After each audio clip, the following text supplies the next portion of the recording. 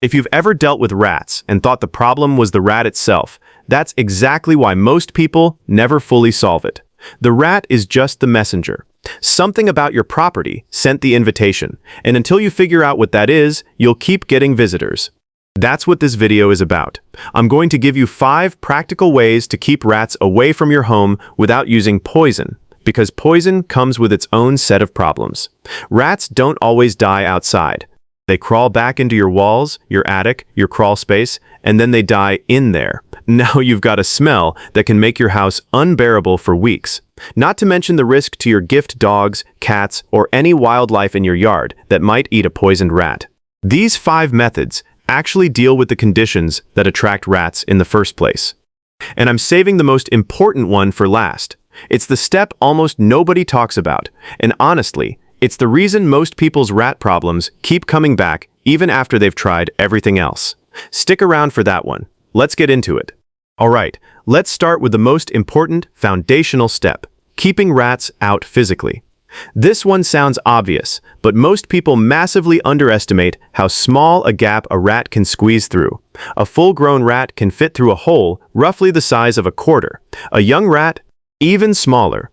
So the first thing you want to do is walk the entire perimeter of your house, and I mean all of it, and look for any gaps, cracks, or openings.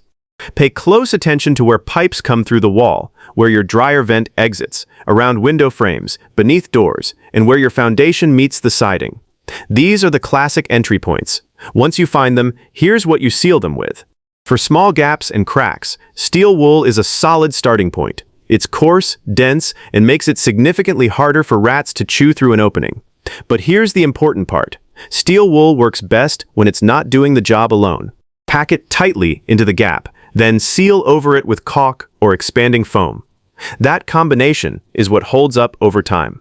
For larger holes around pipes, use hardware cloth, the heavy wire mesh available at any hardware store. Cut it to size and fasten it with screws or staples. For gaps under doors, a door sweep does the job and costs next to nothing. The most common mistake people make here is only checking the obvious spots. Don't forget the roofline. Roof rats, and yes, they're a real thing, will climb trees, jump to your roof, and come in through gaps near the eaves or around the chimney. If you've got tree branches hanging over your roof, that's something to address too. This alone won't solve a rat problem overnight, but nothing else you do will work long-term if you skip this step. Now that you've closed the doors, let's talk about why they wanted to come inside in the first place. Here's the honest truth about rats. They're not coming to your house because they like you. They're coming because your property is feeding them. So the second method is simple in theory, but requires a little discipline. Eliminate every food source you can. Start inside. Pet food left out overnight is a massive attractant. Get in the habit of putting it away before bed. Same goes for fruit bowls on the counter and any food stored in cardboard boxes or thin plastic bags. Rats can, and will, chew right through those. Invest in airtight containers, ideally hard plastic or metal, for anything you store in your pantry or garage. Outside is where most people drop the ball. If you have a bird feeder, that seed spilling on the ground is basically a free buffet for rats. Consider switching to a feeder that catches seed, or just take it down temporarily if you're dealing with an active problem. Fallen fruit from trees? Pick it up regularly. Compost piles left uncovered? That's a 5-star rat restaurant. Use a sealed compost bin with a lid and a solid base rather than an open pile. The key insight here is that rats don't need much to survive, only about an ounce of food per day. So even what seems like a small source of scraps is enough to sustain a whole family of them. Cut off the food and your property becomes a lot less interesting.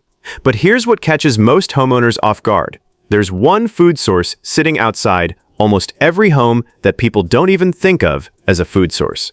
And rats figured it out a long time ago. Standard plastic trash cans, even the ones with lids, are not rat-proof. Rats will chew through the side of a plastic bin if they smell food inside, and if the lid just sits on top without locking, one rat can nudge it right off. I've seen it happen. The upgrade is simple. Switch to metal trash cans with locking or bungee-secured lids, or use heavy-duty cans with a latch mechanism. Keep them off the ground if possible, on a rack or platform, and away from walls or fences that rats could climb to get in from above. Move bins away from the building and keep the area around them clear. Now, once you've cut off the food and secured the trash, a lot of homeowners think they're done. They're not. There's still the question of whether your property smells like somewhere worth investigating.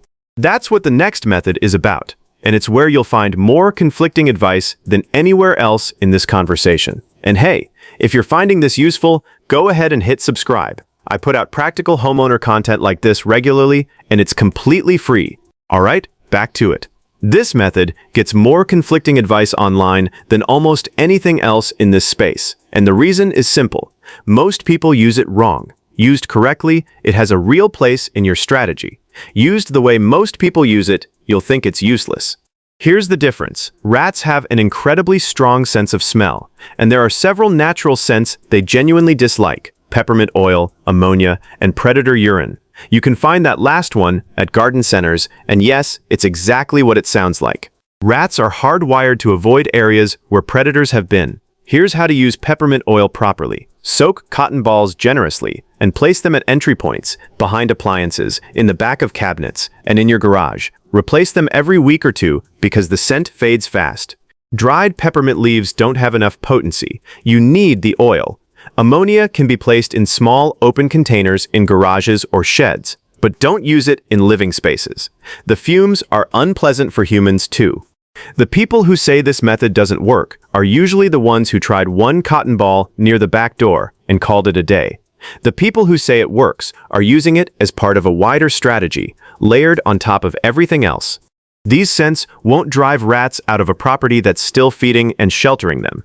But combined with everything else we've covered, they make your home smell like somewhere a rat genuinely doesn't want to be. All right, this is it.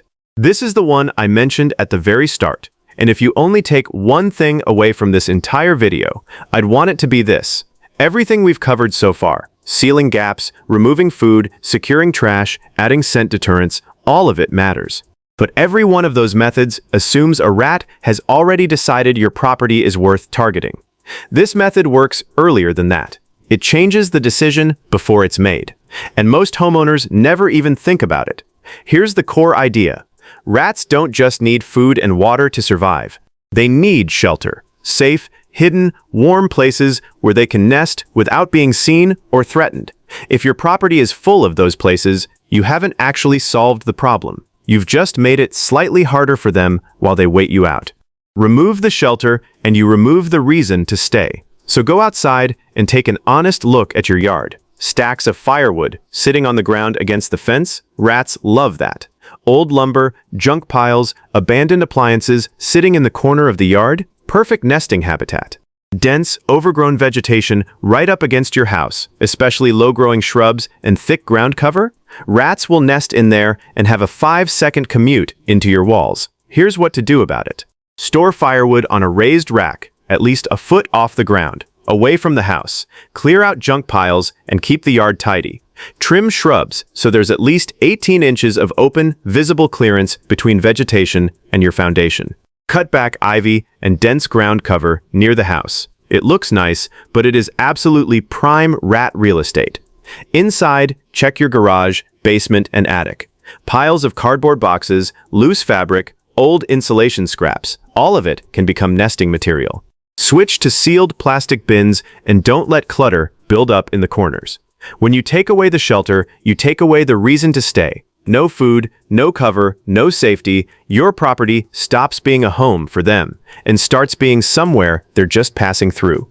All right, let's bring it all together. Seal every entry point using steel wool combined with caulk or hardware cloth.